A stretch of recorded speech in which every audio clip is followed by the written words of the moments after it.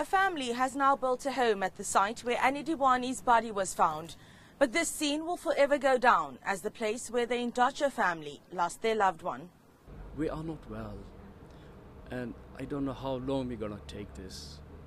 All we need is this case to start and end, and let's just have all the answers.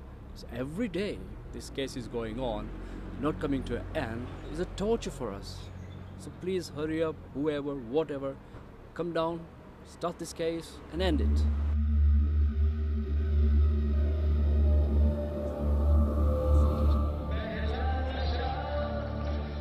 Anni and Shrien Dewani touched down in Cape Town on the 12th of November 2010. With their lavish Mumbai wedding behind them, the seemingly happy couple were about to enter the last leg of their fairy tale honeymoon. A day later, Anni Dewani was dead. Her husband claimed they had fallen victim to hijackers in one of the city's townships, but suspicion arose from the onset. Why didn't they kill both of them if it was a hijack? Why didn't they kill him? It seems strange that they killed her. As questions started surfacing about Shrien's possible involvement in his wife's murder, South African authorities wouldn't be drawn. British police is one service that were very close working with them. It would not be a problem whatsoever working with them if we need to pursue. But as we have said, allow the investigation to lead us wherever it wants to take us. And the investigation first took police to shuttle driver Zola Tongo. He entered into a plea bargain with the state and for the first time painted a picture of what really happened that day.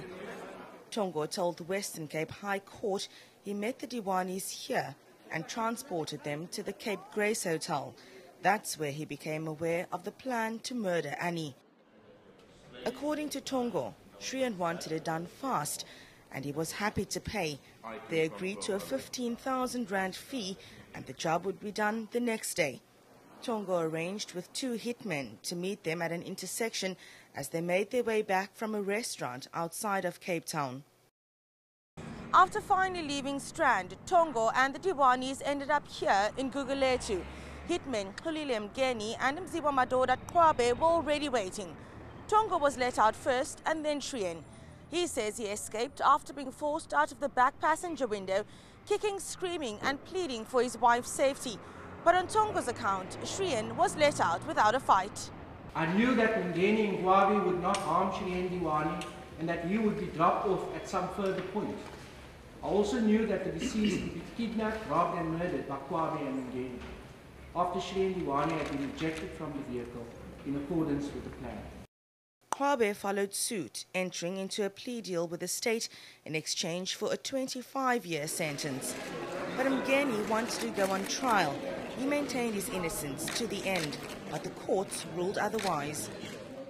I find that the accused, together with the persons as mentioned in the evidence, formed a common purpose to murder the deceased Anni Dewani after they had conspired to do so. I find that the accused had made himself available at a price upon payment of 15,000 rand to be shared between himself and Kwabe to execute the deceased. With the hitmen behind bars, the focus turned to Shrien.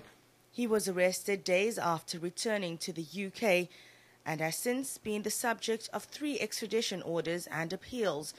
He denies any involvement in the murder and says he's been suffering from severe post-traumatic stress disorder since his wife's death. This has to date formed the basis of his defense, and whether he'll use this line of argument now, given that South African medical experts have not found any evidence of mental illness, is unclear. For the eNCA family, it's the final chapter in their quest for answers. Leanne Jansen, Cape Town.